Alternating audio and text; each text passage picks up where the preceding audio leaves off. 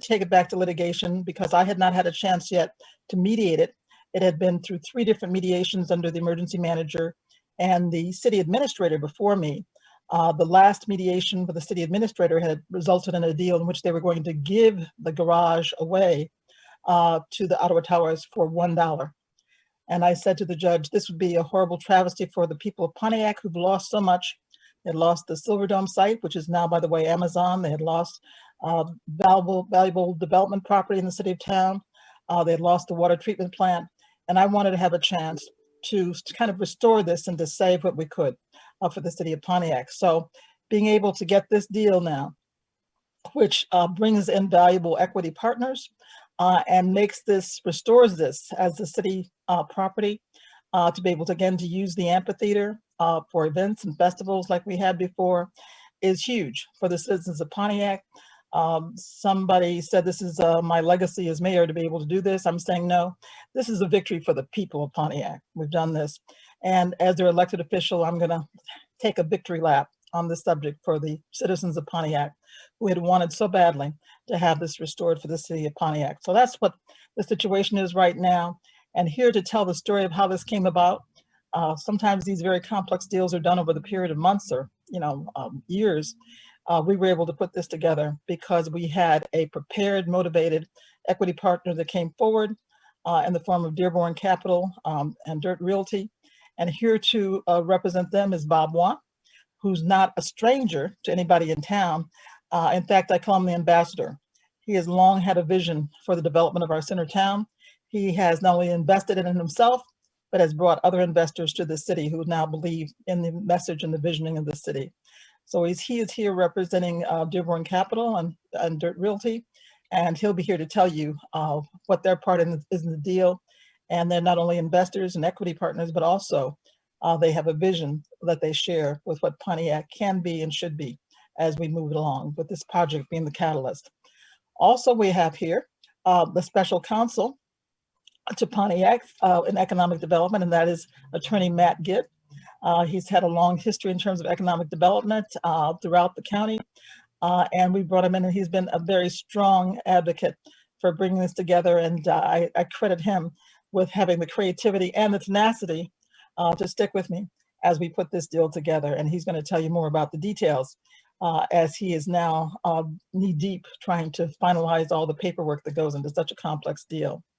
And then also we will have our city attorney, Anthony Gibb, who represents the law firm, who has been with the city of Pontiac since the litigation began, and also stayed on as I became mayor, was with me as we negotiated the settlement agreement under Judge Gerald Rosen, who was the mediator by the court, who was appointed by the court. And for 19 months, we negotiated that first settlement agreement. Okay. So Anthony Chubb will be joining us shortly, and he will tell about the legal side of this. So that is the beginning and the saga for the city of Pontiac. It's been a long 6 years, but beginning when I first became mayor, when Orchard Lake was closed underneath the connecting the east and the west part of the city, one of the first things I did was open up Orchard Lake. And so this is just the happy ending of all those things that started for so long. And we're going to tell you what this means to the city of Pontiac and how this is a catalyst, we think, for other economic development. So I had to take this opportunity to welcome Bob and Matt, and also Anthony. But I'm going to start with you, Mayor, just to level set the conversation. And we're going to engage Matt and Bob as well, and Tony, as we get further into this conversation. Let's go back. Let's take a look back. Pontiac had mediated a settlement agreement with the Detroit bankruptcy judge, Joe Rosen, that City Council approved back in 2018, back in November of that year. Why was that deal at the time, Mayor, never completed? The settlement agreement, of which took us 19 months to negotiate because at the very beginning, it was looking kind of dismal for Pontiac. We were still in a deficit budget, didn't have any funds to be able to do any of the repairs or the renovations for the garage that it necessitated. And those had been estimated at $18.6 million. So the city didn't have the money to do that, and we weren't able to get credit at that time. So after 19 months, our situation on the city had improved considerably. And that way we were able to negotiate a deal that we could finance without putting an extra burden on the city of Pontiac, in which we wouldn't lose this valuable asset for the city of Pontiac that the taxpayers had spent something like $55 million to build, and which it would take in this money these days, probably about $70 million to recreate. And it was very important to have a parking facility in our downtown, particularly if we're going to grow the downtown the way we had envisioned it.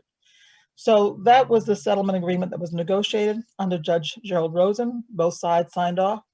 And then it became important for the council to approve it, which they did in November 2018, which gave them 2 years to find a way to finance the repairs and renovations that hadn't been done in 12 years, but they needed to complete. The council never could come to agreement about how that should be financed. And so we were coming close to having to be in default of that settlement agreement because they weren't able to come to an agreement until we began to have some fertile ground for some of the other outreach we had done. And one of those was the owner of Ottawa Towers, who came to us and said, well, I'm not going to sell Ottawa Towers to the other entities if the city wants to buy them. Well, he wanted to sell it to us for $19.9 million. We didn't have that money sitting there. So that's when we went out and were able to harvest them, the equity partner who's going to do that deal with us. And so instead of costing us $18.6 million, which the settlement agreement would have cost, we're now paying a little bit more, $19.9 million. But at the end of this, as part of the equity partners, because they're motivated and because they're capitalized, the city will not be responsible for any of the repairs or renovations of either the Ottawa Towers or the garage, at least the parking part. And we'll be able to share the parking with the Dearborn Capital investors, as well as the city will have control of the amphitheater and the operating of that. So this is a good deal for all of us, and it replaces the settlement agreement because of the fact that with the purchase of Ottawa Towers by the city, that then will end all litigation, all claims against the city, and it will also effectively terminate the easement rights. And those were the rights that were given to the owners of Ottawa Towers some 35 years ago when the development agreements were originally drafted. And that said that the city was obligated to provide parking in this parking structure for whoever owned Ottawa Towers. So that was the nemesis that we were in.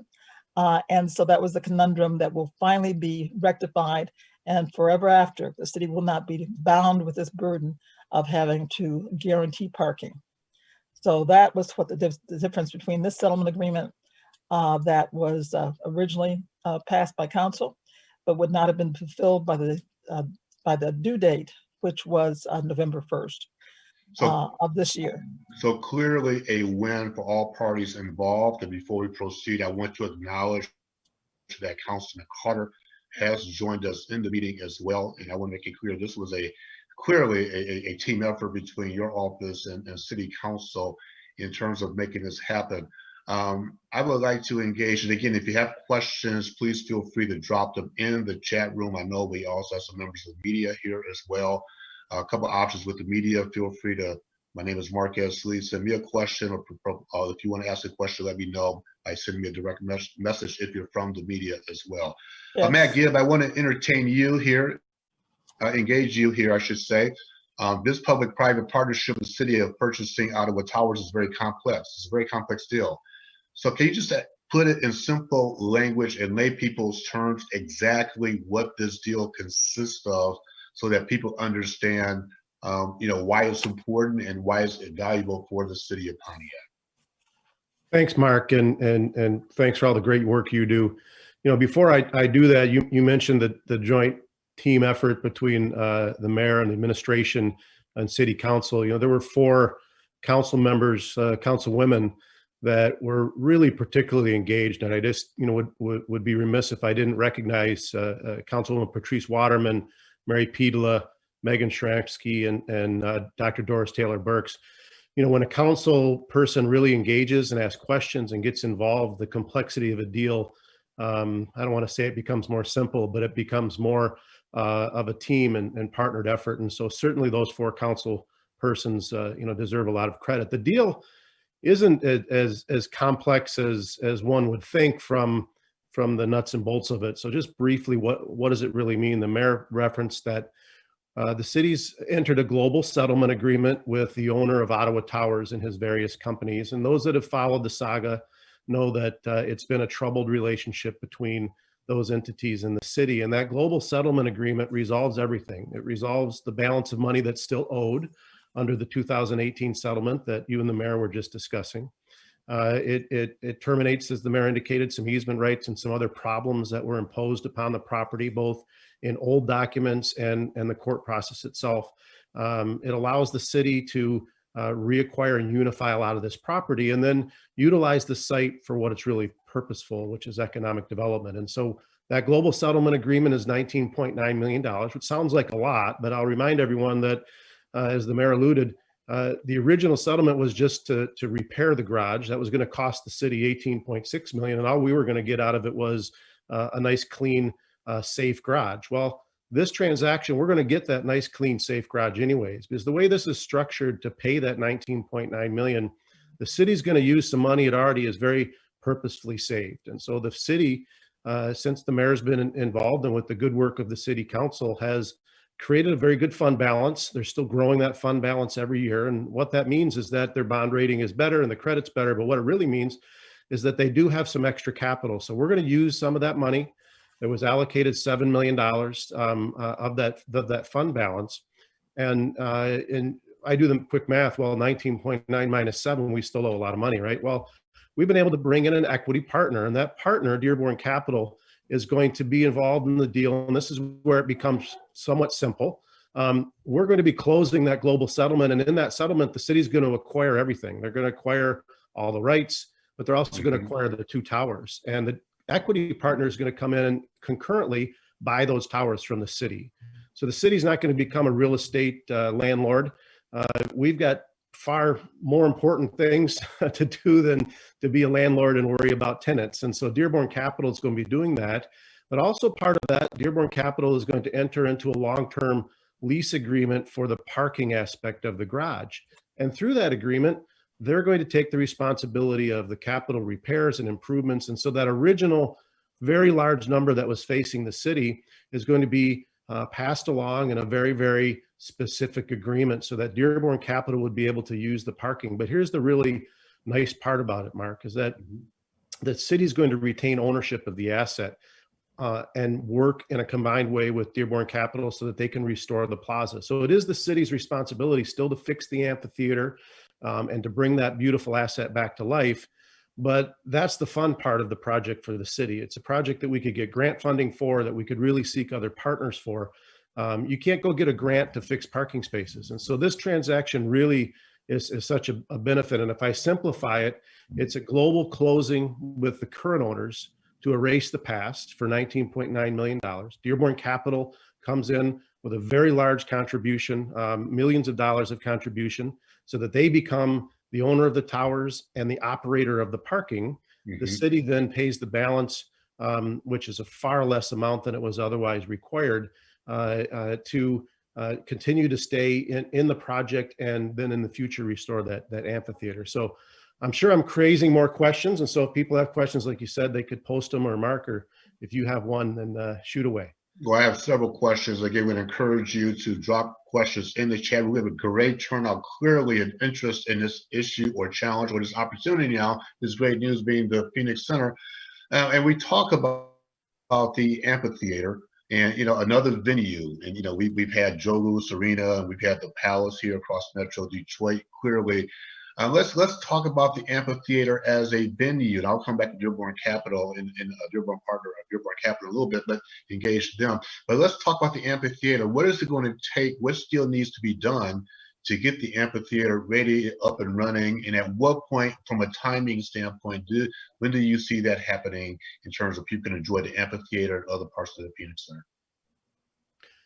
Center? Question for me, Mark? Is that directed to me?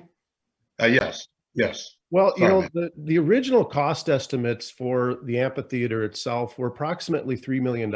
And we have to be, you know, mindful that the settlement agreement in 2018 required the city to do every bit of repair all at the same time. And so Mhm. people have said, well, why was it so expensive? Well, because the city was required to do everything all at the same time. And so if we work from that $3 million figure, that included you know, drainage and structural work and other aspects of it. And so if you really approach, you know, what would it take to get the amphitheater back up and running? One, you know, our partner Dearborn Capital will help us by restoring the garage and moving forward with that.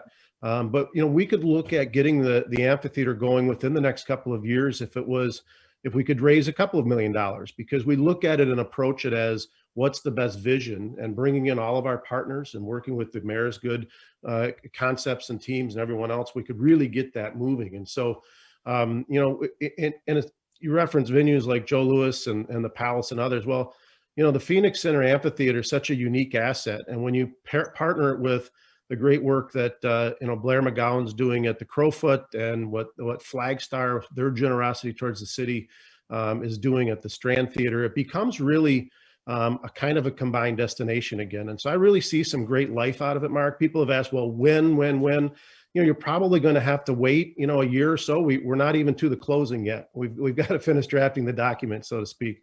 But certainly it would be in the, you know, a couple of millions dollar range in the long term. But our plan to working with the mayor is to seek partners for that too. And, you know, clearly she's proven, and the support we got from those good council members has proven that as we get creative and cross these T's, that there are partners that are really looking at Pontiac and saying, you know, it is a perfect time to be investing there. And so that long-winded answer, but that's where we're at with it. Well, you know, and people want to they want to be entertained. They want to get a chance to enjoy the city again in terms of the amphitheater. So there's a lot of excitement. So of course, Matt, everybody's going to know when it's going to come together. And I want to engage Mr. Bob Wan from Dearborn Capital and really talk about from an economic development standpoint, as it relates to this. And before I do that, before I engage Mr. Wan, I know Mayor, you want to make a quick comment? Yes, I'd also like to comment about the amphitheater Sure. because during the time when it was under litigation and we almost lost it, as I recounted that history, one of the things that the people were interested in wasn't necessarily so much was controlling the parking, because if you look historically, Pontiac never made money off the parking. But what the people were interested in, and that's why they spent $55 million to build it, was in the events and the fond memories they had of the festivals we had there, and all kinds of celebrations and things on that amphitheater. And so that's what they kept asking me. I get more questions about that. When can we use the amphitheater again? Right. And so that's what this deal will bring back to them, the opportunity to do that. It's in great shape up there, as a matter of fact, because the current owners of Ottawa Tower, their employees are allowed and staff are allowed to walk out there. So, but we do have to get some electricity there and the thing. So as soon as we can get these repairs done, we're going to talk with Dearborn Capital to see how we can expedite maybe getting some of the things up there that will allow us to use it safely. But also, the theater is a really iconic structure for the city of Pontiac.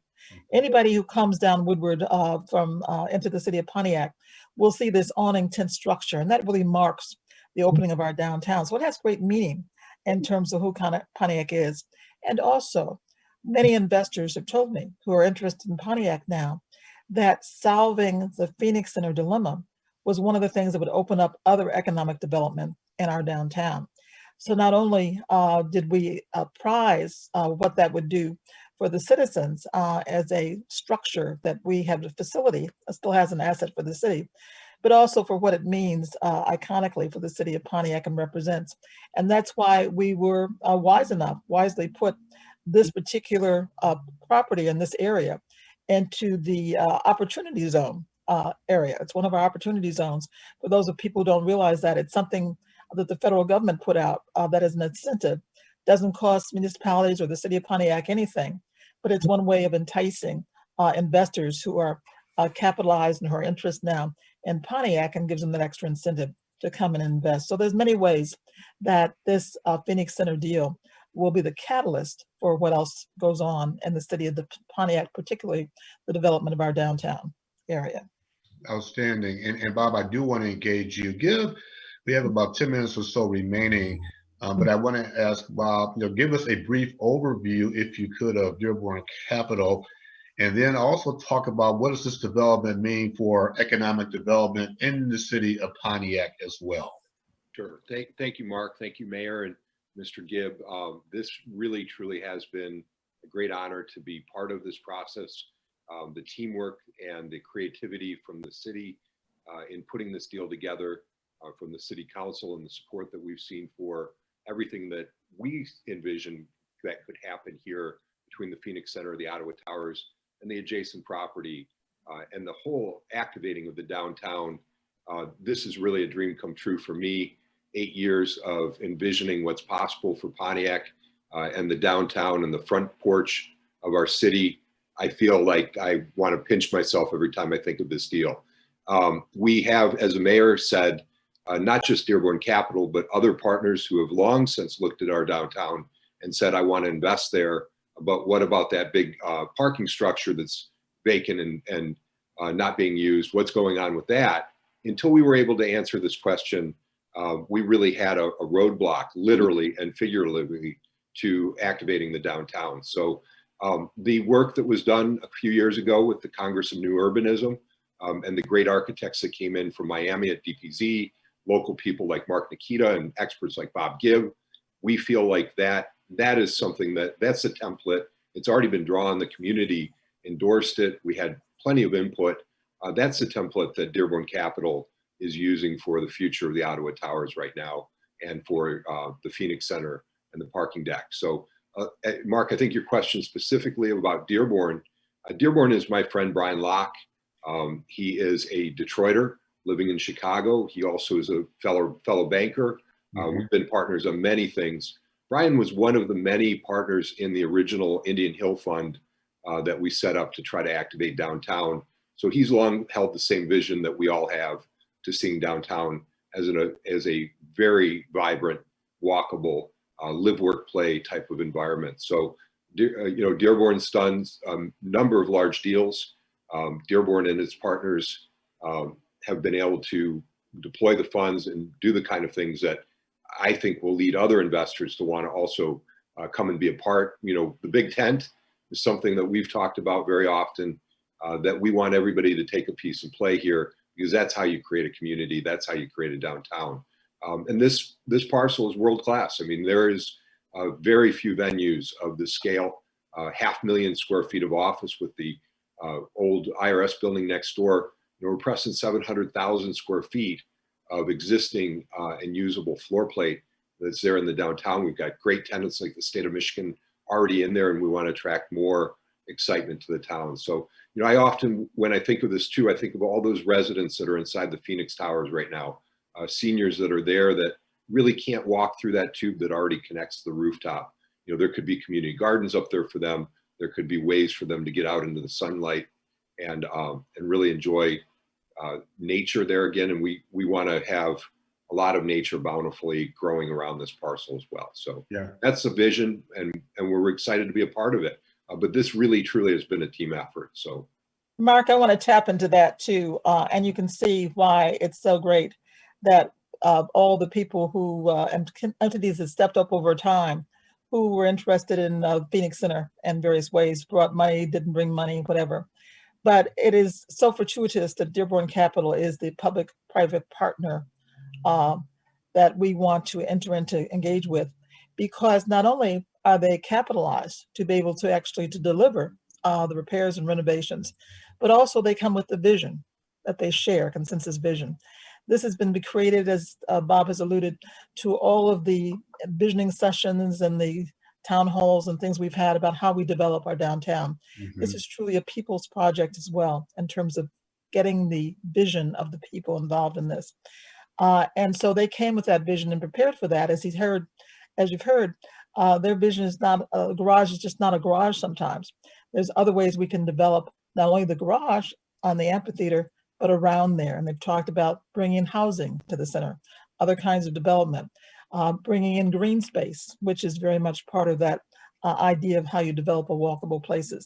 Also, the library, which was near and dear to my heart, because as you remember, before I was mayor, I was chairman of the library board, and we had actually worked on plans for how we could bring a new library to the town. Libraries are not just places where people get books, but they're also social convening places. And so there's a lot of ways we can envision what that can do for that structure, that site, not only the buildings that are there themselves, but the development that you can encourage around them. So Bob Wan comes with that well configured and well thought out. He's been part of that all along, so this is not new to him. He comes in ready to hit the ground with ideas to build that. And of course, one of the things that Dearborn Capital also brings in is a commitment to the city and the development of the city, as well as to diversity and equity in terms of their planning and opportunities. Yeah. So those all make this a very good partner for us to walk through this deal with. And before we wrap up, I want to make sure that I address the question from Chris Jackson. I think, Mary, you just alluded to it. His question is, have we considered turning the Phoenix Center parking deck down to create new development? Has the city done a survey to drive based on data, a data-based survey in terms of how that development might look? Mayor, I'll turn it over to you. Yes, there have been many ways, and that's just where we started out 8 years ago or 6 years ago, whenever the emergency manager ordered torn down. That's how we started this long saga. And with many visioning sessions later, many opportunities, many studies about Pontiac, this is where we are now. The best use to this, we find, is with a public-private partnership like we set up here. We're going to be able to choose the best economic use as well as to stimulate other economic development, connecting our neighborhoods with our downtown, creating a more walkable city, all those things that is part of the vision now. And so that's where we are, and that's where we've come from since the emergency manager says, condemn it and tear it down. We have a question from Pastor William Parker. Can you share what will be the tax burden for the citizens of Pontiac as a result of this deal? Yes. One of the things is this deal is, and Matt Gibb can support that as he told you the figures, of the 19.9 million, we are actually coming out with less tax burden to the city than if we had actually done all the repairs and renovations that this property owner is required over the 12 years. There was no money expended on this during the time of the 12 years. But there's going to be no additional tax burden on the taxpayers at all because of the fact that we're bringing in equity partners and investors. And because of the fact that this had all been calculated as part of the budget, and because we're only having to put down the $7 million that we had saved anyway for the payments that for upkeep and maintenance of the Phoenix Center that we won't have to spend now, that we have equity partners who will do the repairs and renovations. So this is a victory for the citizens of Pontiac. As I said, this is something that's going to spur economic development. And in the long run, as we bring in more businesses and investors in town, this is going to be a savings for the citizens of Pontiac who will get to enjoy the economic development and the structure itself. And hopefully, we've had so many people who've been involved now in wanting to see how we can capture the effect of the Phoenix Center.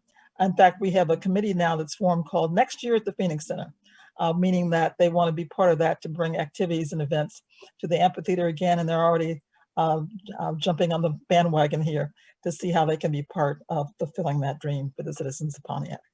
That's outstanding. I want to just keep us for another couple of minutes. I'm very sensitive to everyone's time. Let me just say this. I know, Tom Kimball, you have a question. If you can be a little bit more specific in the chat room, as it relates to set aside investment capital. I'm not exactly sure where you're going with that question. If you could type in specifically what you're looking for, please do that. And in the meantime, hi, Tom, can you go ahead very quickly because we're up against the clock? Very quickly, Mark. One of the issues is the citizens of the city want to do some great things downtown, but they don't have the investment capital from the banks. They don't give them the capital. So is there any possibility, Bob, for Dearborn Capital to do a set aside of potential venture capital for the citizens of Pontiac to easily get access to those funds so that they can also have a financial stake in downtown. Tom, as much as I think it's a good idea, we've bitten off a pretty big chew here. These Just buildings. a little bit more, Bob, just a little bit more. Yeah. Bob, let me jump in on that.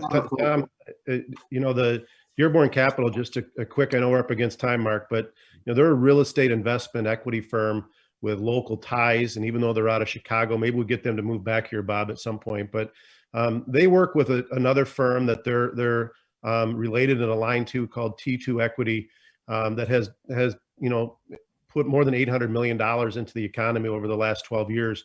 They have a social equity fund within their equity fund. And we've already begun to talk to them, Tom, about what that particular fund could do for the city of Pontiac. It's specifically designed to be not only bringing investment in the form of a real estate investment for a return for their company, which someone asked in the chat room, Mark, well, what's Dearborn get out of this? Well, they get a great investment with a great partner called the city of Pontiac. So Tom, we are looking at that. We have built into the agreements, pretty clear understanding of making sure that we gather collective vision as the development of the entire site goes forward. And the mayor, very creatively, I don't want to tell who she's been talking to, but she has been talking to some other partners within the region about, now that this has come out from underneath all of the litigation and the threats of mediation and what's Judge Rosen going to do, and we've got this global settlement, it really has opened up a very good conversation around other entities within the region that are now saying, Madam Mayor, what about us? Maybe we could come in and do something. And as you know, there's a lot of capital funds within financial institution and others that they're looking for places to place those funds. And so you're scratching a very, very timely, but pretty good scratch off ticket right now, Tom, that we're looking at that. But I'd love to talk with you more about that offline. Yeah, Mark, the vision for this is so much grander than just this one public-private partnership. This is going to be the stimulus for a lot of other things. So, this has come together so quickly that, as I said, sometimes these deals take months to negotiate. We've done this essentially in 1 month. All right. So a lot of the due diligence is going on right now that would have been done before then, because of the fact we were looking at a default of the city November the 1st. Mm-hmm. So we're really just a few days averting that default. So I'm just breathing a sigh of relief from that as we're quickly running to close this deal. But there are parameters and platforms that are dear to me as the mayor and to the citizens. And one of those is equity and diversion and inclusion. One of those is workforce development. One of those is talent development. So those are the platforms that are dear to me. And so I will see that we have that wrapped into and baked into the pie as we get further down the road. We haven't even started an operating agreement yet. Yeah. And we haven't begun to talk to the others who may come in and be part of the larger, grander vision that this development will bring. So stay tuned. We're just starting. This is just information. We're just trying to get all the I's dotted and T's crossed so we can close the deal February 4th and then move on from there. But there's lots more to come. This is just the beginnings, Pontiac. Stay tuned. And that was my comment as we begin to wrap up. I'm turning to the mayor to briefly talk about Pontiac Connect in a second. But let me say, this is why we have this conversation monthly, is to keep you engaged. And today's purpose, the objective, is to give you an opportunity to get more information about this Phoenix Center as it continues to evolve. We're going to continue the conversations down the road. That's exactly why we're doing this. So before we all break for today, I know that there's another app. There's an app that was recently introduced. We talked about it last month. I would give the mayor a chance. I know we had a couple of technical issues here trying to get the flyer up on the screen. But Mayor, can you talk briefly about Pontiac Connect before we break? Yes, I'd be happy to do that. And while our IT is putting the flyer that gives you the information about the new mobile engagement app that was launched in City a few weeks ago, and we invite people to download from both the Google Play or the Apple Store. But I also want to signify also a couple of the other council members who have joined us, and I too want to echo what Matt Gibbs said. This was a collaboration. This deal was a culmination of a collaboration between the mayor and city council, particularly the 4 members who voted for this. And once again, I want to recognize them and commend them for their leadership and to bringing this. And they too said, hey, look, it doesn't make sense for this city to go in default with all the progress we've made. And they took the leadership to step out and said, we will make sure that we move forward with this deal. That was Patrice Waterman, Mary Petola, Doris Taylor Burks, and Megan Shramsky. And I think some of them are here in this call as we do this Zoom. So I want to thank them, and I think their constituents are well served by what they are doing to help to move the progressive agenda of the city forward. And with that, I would just like to say that the mobile engagement app is called Pontiac Connect. It can be downloaded. It is a way that we can give news items and late breaking news to our citizens. It's another one of the social media platform. You can receive news and announcements from around our community. You can get the most up-to-date information regarding COVID-19, including testing sites and statistics for not only of our county, but our community. And we want you to all, as we close down with this town hall, once again, thank you, Mark, for leading us in conversation about this very important issue. There'll be more to come, as I said. Our next town hall will be about the small business support for this community, particularly with the grants coming together with the COVID-19 relief, the CARES Act, and other acts that are coming through. But the most recently $10 million allotment announced for small business that will let people know about in our community as we support small business growth. But this is going to be administered by the Michigan Municipal League, an organization that I am very much a part of. And we'll be getting more information about how businesses can avail themselves of these grants. The applications are due starting December 15th. So we'll be giving more information, and we will have another town hall to follow this one. But at that, I want to say, look at Pontiac Connect. Thank you, Mark. Thank you for all of those who are part of this deal, as well as all those who've supported it and have seen the vision of the city of Pontiac. Stay safe, stay well, great holidays. See you next time. And before everyone goes, I do want to say that the mayor, this has been recorded. We could not, there was a technical issue of putting the flyer up, but she gave you all the information specifically as it relates to Pontiac Connect. I want to make sure that, again, we're going to be doing this we continue to do this on a monthly basis. It's a very important conversation. It's always a distinct honor for me to be your co-host with the mayor of Conversations with the Mayor. I do want to reemphasize, go out and have a happy holiday season. This has been recorded. Please go to the Facebook page and make sure you share it, watch it, share with as many people as possible. Also, make sure that you tune in this Sunday. I'll continue the conversation on my radio show in the conference room with Mark Esky on 19 AM, the Superstation.